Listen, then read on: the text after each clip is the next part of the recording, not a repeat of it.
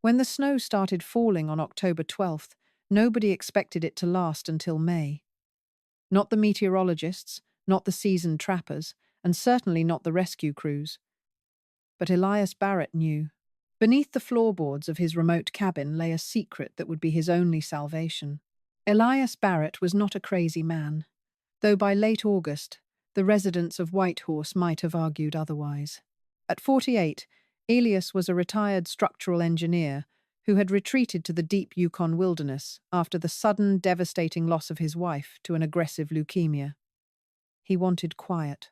He wanted the predictable, brutal honesty of nature. He bought a beautiful, sturdy log cabin on the edge of the Pelly Mountains, an area where the nearest neighbor was a bush pilot living 20 miles away. But in July of 2025, the quiet was interrupted by an email from an old college roommate, Dr. Gregory Linwood, a senior climatologist at the National Oceanic and Atmospheric Administration, NOAA, in Boulder, Colorado. The email didn't contain pleasantries. It contained raw, terrifying data. Elias, the email read, look at the attachments. The Beaufort Gyre is stalling. We are seeing a complete breakdown in the Rossby waves. The jet stream is forming a massive stationary block. The models, the ones we aren't publishing yet because they cause panic, are showing a localized atmospheric freeze, a polar vortex that will drop over the Yukon and lock into place. It won't cycle out in a week. It might not cycle out for months. Prepare yourself. Most men would have brushed it off as an anomaly or scientific exaggeration. But Elias understood structural integrity, and he understood systems. When a system breaks, it collapses completely. Elias looked around his cabin. It was a beautiful A-frame, built with foot-thick lodgepole pine logs. It had survived 50 Yukon winters, but it relied on a Jettle wood stove, and a wood stove required dry cords of wood. And getting wood required going outside. If Greg was right, going outside would soon become a physical impossibility. Driven by a sudden, icy paranoia that settled deep in his chest, Elias went to work. He drove his heavy-duty Ford F-250 down to Whitehorse, straight to O'Reilly's building supply. He didn't buy winter coats. He bought excavation equipment. He rented a compact backhoe. He purchased 400 cinder blocks, thousands of feet of rebar, 60 bags of Portland cement, rigid foam insulation, and a heavy marine-grade steel door meant for a ship's bulkhead. Building a foundation, Elias. The clerk, an older man named Dave, asked while loading the pallets into the truck. Something like that, Elias muttered. For the next 8 weeks, Elias worked like a man possessed. He pulled up the heavy oak floorboards in the center of his cabin, right beneath the large braided rug in the living room. Operating the backhoe with agonizing precision, he dug straight down into the permafrost. The earth was stubborn, fighting him every inch, smelling of ancient damp pine needles and cold rock. When the machine couldn't dig anymore, he used a pickaxe, blistering his hands until they bled, wrapping them in duct tape to keep swinging. He excavated a space exactly 12 feet long, 12 feet wide, and 10 feet deep. He lined the dirt walls with heavy-duty vapor barriers, built a wooden form, and poured a thick concrete foundation, mixing the bags by hand with water from his well. He laid the cinder blocks, reinforcing every single hollow core with half-inch rebar and wet cement. He was building a bunker, plain and simple, a subterranean vault beneath his living room. But a room is just a tomb without life support. Elias installed a 1-2-volt deep-cycle battery bank, wired to a quiet, water-cooled diesel generator, housed in a heavily soundproofed and vented adjacent alcove. He ran a specialized dual-pipe ventilation system, one pulling fresh air from 30 feet away from the cabin, the other exhausting carbon dioxide. He stocked it with industrial shelving, loading them with MREs, 50-pound bags of rice, dried pinto beans, and a massive 200-gallon water cistern. He installed a chemical camping toilet, a small cot, and a low-draw electric space heater. His only visitor during this time was Jacob Reed, the local bush pilot who occasionally dropped off mail. Jacob walked into the cabin in early September, looked at the massive crater in the living room, and shook his head. Elias, buddy, what are you doing? The frost is coming. You're tearing your house apart. I'm anchoring it, Elias lied, wiping sweat from his brow, his eyes dark and sunken from lack of sleep. Fixing the draft. Jacob had eyed him warily. All right. Well, the old farmer's almanac says it's going to be a wet one. Better close up that hole before October. Elias finished the project on October 8th. He laid a reinforced steel grate over the top, framed the heavy marine door horizontally as a trapdoor, and replaced the floorboards, leaving a seamless hidden hatch. He dragged the braided rug over it. He was exhausted. His body ached. He had spent his entire life savings on cinder blocks, diesel, and freeze-dried beef stroganoff. Sitting in his armchair, drinking a cup of black coffee, he almost felt foolish. Maybe he had lost his mind. Maybe the grief had finally cracked his sanity, manifesting as a doomsday obsession. 4 days later, the sky turned the color of bruised iron, and the first flakes began to fall. It didn't start like a storm, it started like an eraser. By October 15th, the landscape was gone. The jagged peaks of the Pelly Mountains, the dark green line of the boreal forest, the frozen edge of the lake, all of it was swallowed by an impenetrable, suffocating wall of white. The snow wasn't drifting down. It was being driven sideways by a screaming, relentless wind. Elias said bu his utulle 500 stå, feeding its split björk. The thermometer bolted to his porch, read negative 35 degrees Fahrenheit. It was only October. The radio broadcast from Whitehorse CBC was a loop of mounting panic. The announcer's voice cracked as he read the warnings. An unprecedented high-pressure system has stalled over the territory. Temperatures are expected to plummet further. All roads are impassable. Emergency services are suspended. Residents are advised to shelter in place. Do not attempt to travel. I repeat. Then, on day 12, the radio simply hissed into static. The transmitters had frozen over or the towers had blown down. Elias was completely cut off from the rest of humanity. By day 30, November 11th, the temperature dropped to negative 62 degrees Fahrenheit. The cold became a physical entity. It wasn't just weather anymore. It was an apex predator hunting the cabin. Elias could hear it. The thick, treated logs of his home groaned and popped like gunfire as the moisture inside them expanded and snapped. The windows, double-paned and insulated, completely frosted over on the inside. A thick layer of rime ice crept up the walls of the living room, reaching for the ceiling. Elias had to wear his heavy Carhartt bibs, a down parka, and insulated gloves just to sit in his living room. He was burning wood at an alarming rate, forced to venture outside to his woodshed. Going outside was a nightmare. The snow had piled 6 feet high against the door. He had to force it open, shoveling his way out just across the 10 yards to the shed. The wind felt like broken glass against his exposed cheeks. Every breath burned his lungs. The sky was a perpetual, twilight grey. Day 50. December 1st. The snow depth was now at 11 feet. It had completely buried the cabin's lower floor. Elias was living in a dark, freezing box. He had to routinely climb out of a second-story loft window just to shovel the snow off the roof, terrified the sheer weight of the ice and powder would crush the structural beams. But the wind was changing. It wasn't a steady howl anymore. It was a pulsating, rhythmic roar, like the breathing of a massive beast. On day 64, the true catastrophe struck. It was 2:00 a.m. Elias was sleeping fitfully on the sofa, huddled under 3 layers of wool blankets, feeding the fire every 2 hours. A sound jerked him awake. A deep, resonant crack that vibrated through the floorboards. It wasn't a log splitting from the cold. It was a structural failure.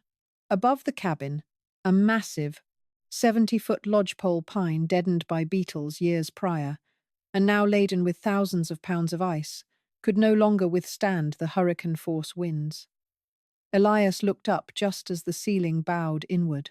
The sound was deafening, an explosion of splintering wood and tearing metal. The massive pine tree crashed directly onto the A-frame roof. The impact sheared the entire right side of the cabin off. The roof caved in, dragging the massive stone chimney down with it. In a fraction of a second, the sanctuary of Elias's living room was annihilated. A tidal wave of -70 degrees Fahrenheit air, jagged ice, and blinding snow blasted into the room.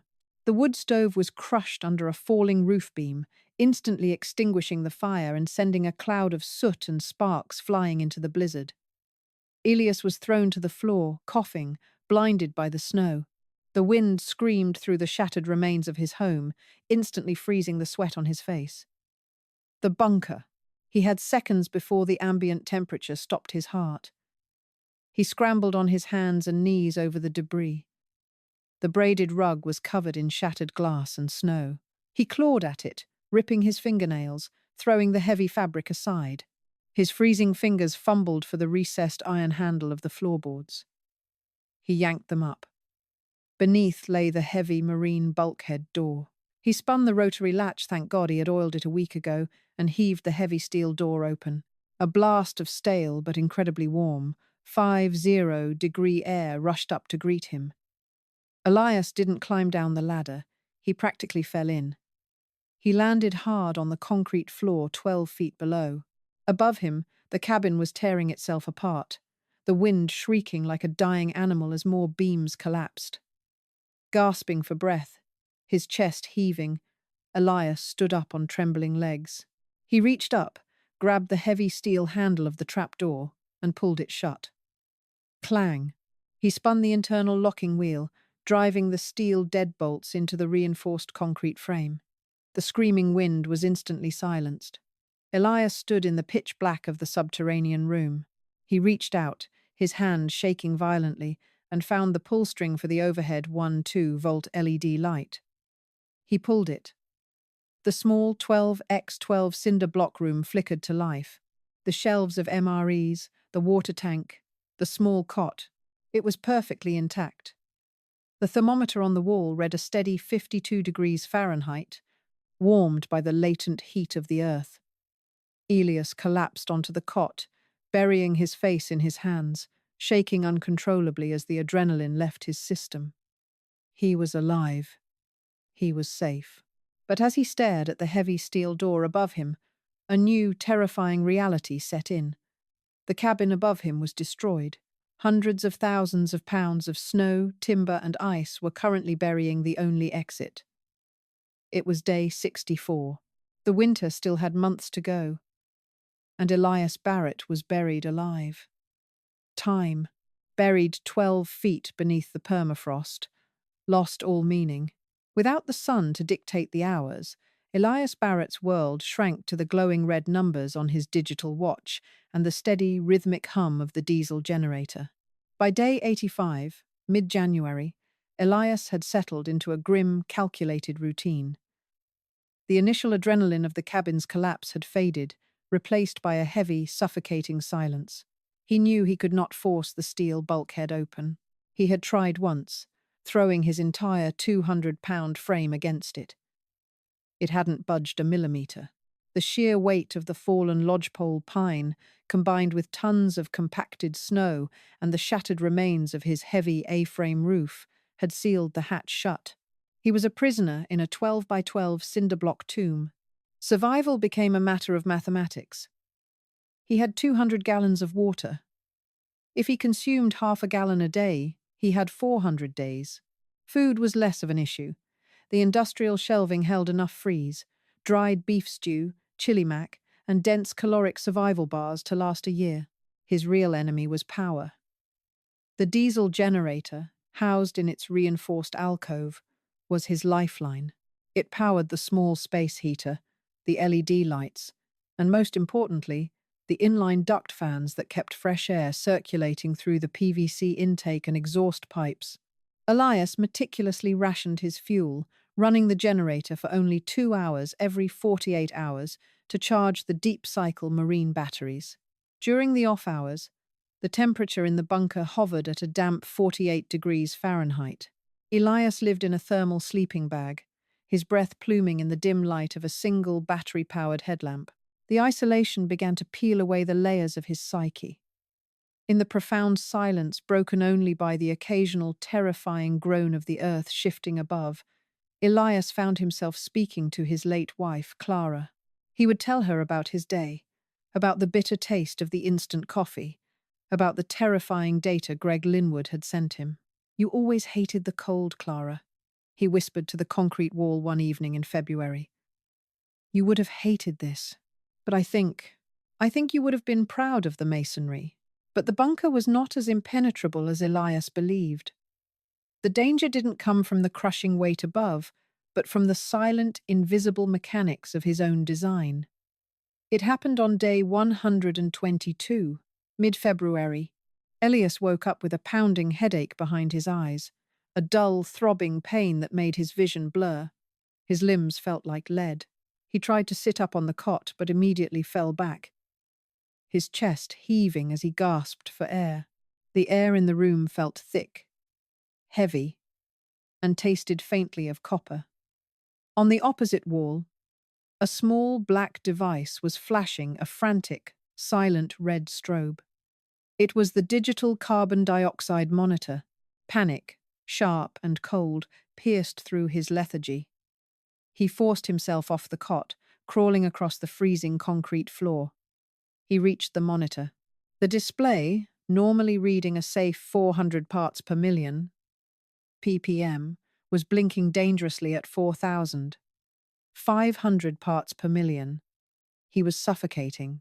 Elias dragged himself to the ventilation alcove. He flipped the manual override for the 1-2-volt inline fans.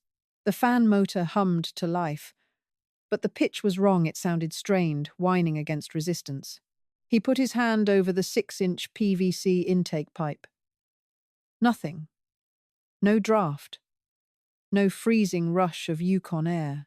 The intake vent, which protruded 3 feet above the ground 30 yards from the cabin, had been buried, crushed, or sealed shut by a solid block of ice. The exhaust pipe was likely pushing air into the compacted snow, but without fresh intake, the bunker was becoming a vacuum of toxic gas. Elias's engineering mind fought through the hypoxia. Think. You have to melt the blockage. But it's 30 feet away. Up a pipe. He stumbled to his tool cache, his movements clumsy and uncoordinated. He found a 20-foot coil of flexible steel plumber's snake. He removed the intake pipe's clean-out cap. A small trickle of freezing water splashed onto his boots. He fed the steel cable into the pipe, pushing it up and out through the horizontal trench line. It went 15 feet, 20 feet, 25 feet. Clank. It hit a solid, unyielding wall.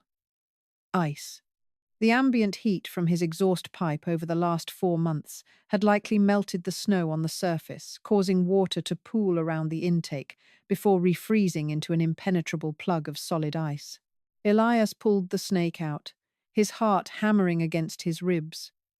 The CO2 monitor ticked up. 4,800 parts per million. He had maybe an hour before he lost consciousness. He looked at the heavy diesel generator. Its exhaust pipe ran parallel to the intake. "Okay, Clara," he gasped, his vision narrowing into a tunnel. "This is either going to work, or I'm coming to see you." Elias grabbed a hacksaw from his toolbox. Hands shaking violently, he began sawing through the PVC intake pipe just below the sealing joint. It took him 10 agonizing minutes to cut through the thick plastic. He then took a length of flexible aluminum ducting he had kept for spare parts and jury-rigged a connection between the hot engine block of the diesel generator and the severed intake pipe leading outside. He was going to use the raw, blistering heat of the generator's engine to push hot air backward up the intake pipe to melt the ice plug. The terrifying trade-off was that running the generator without proper venting would rapidly flood the bunker with carbon monoxide.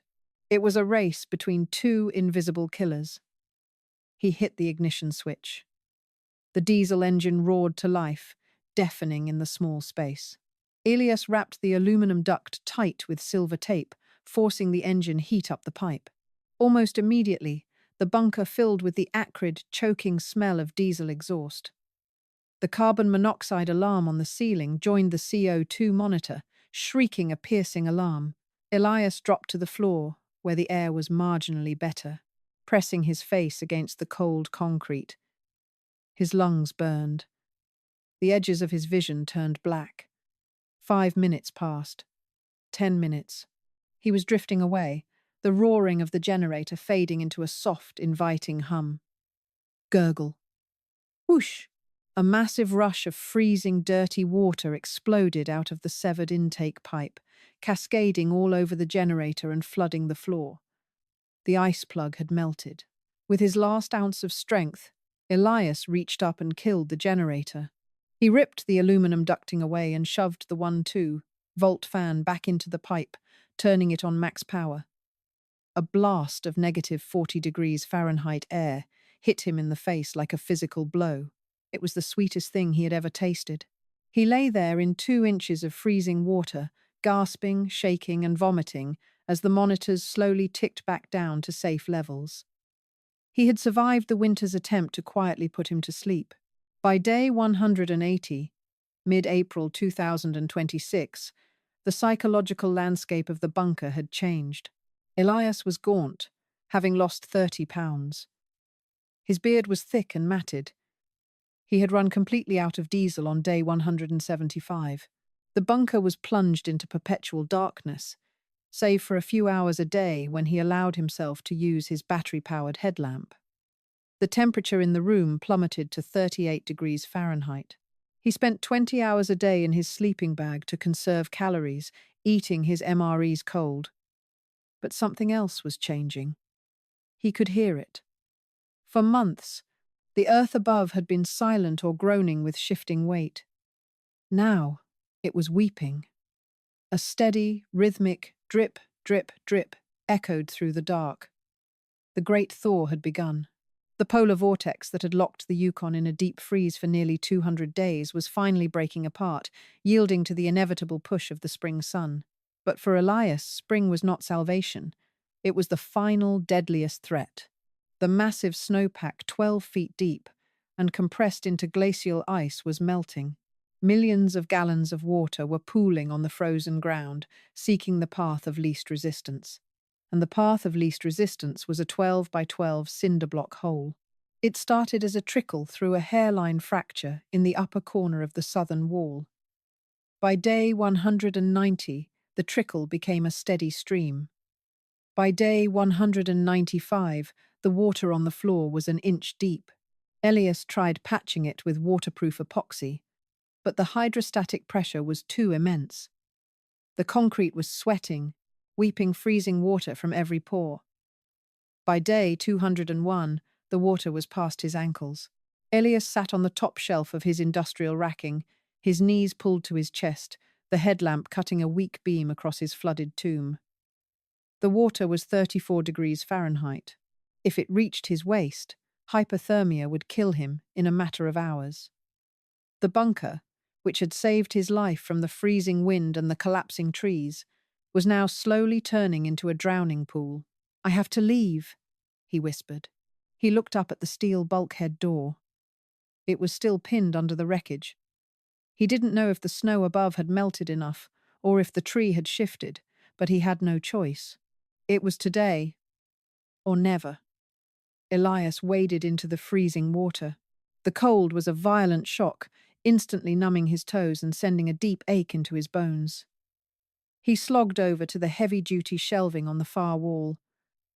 Methodically, he began taking the shelves apart, tossing the remaining MREs and supplies into the water. He took the heavy steel uprights and positioned them under the marine door. Next, he retrieved his last ace in the hole, a massive, red, 20-ton hydraulic bottle jack he had used to level the cabin's original floor joists years ago. He built a sturdy column of cinder blocks on top of his highest shelf, placing the hydraulic jack at the very top. He wedged a piece of 4x4 timber between the jack and the steel locking wheel of the bulkhead door. Elias took a deep breath, his breath pluming in the freezing, damp air. He grabbed the metal lever and began to pump the jack. Click, click, click. The piston extended. The 4x4 timber pressed against the steel door. Click, click, click. The jack took the weight. Elias kept pumping, putting all his fading upper body strength into the lever. The gauge on the jack climbed. 5 tons of pressure. 10 tons. 15 tons. The steel door groaned. Above it, Elias heard a terrifying cracking sound. The massive trunk of the lodgepole pine, waterlogged and rotting, was being forced upward. Click. Click. Elias strained, his muscles burning, tears mixing with the grime on his face. "Come on!" he screamed into the dark. With a deafening crack that sounded like a cannon shot, the timber above gave way. The hydraulic jack pushed the heavy marine door open a full 18 inches before the 4x4 slipped, and the jack violently kicked out, plunging into the water below. Elias didn't hesitate. A shaft of blinding, searing white light pierced the darkness of the bunker. He scrambled up the cinder block tower, cutting his hands on the rough stone. He forced his head and shoulders through the 18-inch gap. The heavy steel door was wedged open against the massive, splintered trunk of the dead pine. Above him was a tunnel of compacted, muddy snow and shattered housing timbers. Elias clawed his way up, digging his fingernails into the frozen mud and splinters. He dragged his hips through the gap, scraping the skin off his ribs. He kicked off the top of the bunker, forcing his way through the rubble, climbing toward the light. He breached the surface like a drowning man breaking water. Elias rolled onto his back, gasping, blinded by the sun. The sky was an impossible, painful shade of cobalt blue. When his vision finally cleared, he sat up. The landscape was unrecognizable. His beautiful A-frame cabin was gone, reduced to a jagged pile of wet black timber and twisted metal siding. The massive pine tree lay across the ruins like a fallen giant. The snow, though melting, still lay in massive, dirty drifts, 3 feet deep. The Pelly Mountains stood in the distance, resolute and indifferent to his suffering. He had done it. He had outlasted the 200-day winter. 2 days later, Jacob Reed, piloting a yellow de Havilland Beaver on floats equipped with skis, was running a grid search over the deep Pelly region. The territorial government was surveying the catastrophic damage of the historic freeze. Jacob banked the plane over the coordinates of Elias's cabin. He expected to see a white mound, maybe an intact roof. Instead, he saw a crater of destruction. He shook his head, a heavy sadness settling in his chest. Nobody survives that, he thought. As he circled lower for a final pass, a flash of color caught his eye. Sitting on top of the shattered remains of the massive lodgepole pine, wrapped in a bright orange thermal blanket, was a figure. Jacob grabbed his radio, his hands shaking. "White Horse Dispatch. This is Reed. You're not going to believe this. Get a medevac chopper out here. Barrett is alive. Repeat. Elias Barrett is alive. Down below." Elias raised a weary hand to the sky, watching the plane circle. He took a deep breath of the crisp spring air, the scent of pine and wet earth filling his lungs. The winter had taken his home, it had taken his strength, but it had not taken him. If Elias's incredible 200-day battle against the ultimate winter kept you on the edge of your seat, hit that like button to honor his survival. Don't forget to subscribe and ring the bell so you never miss another deep dive into the most extreme, terrifying, and triumphant true survival stories on the planet. Share this video with someone who thinks they could survive the Yukon.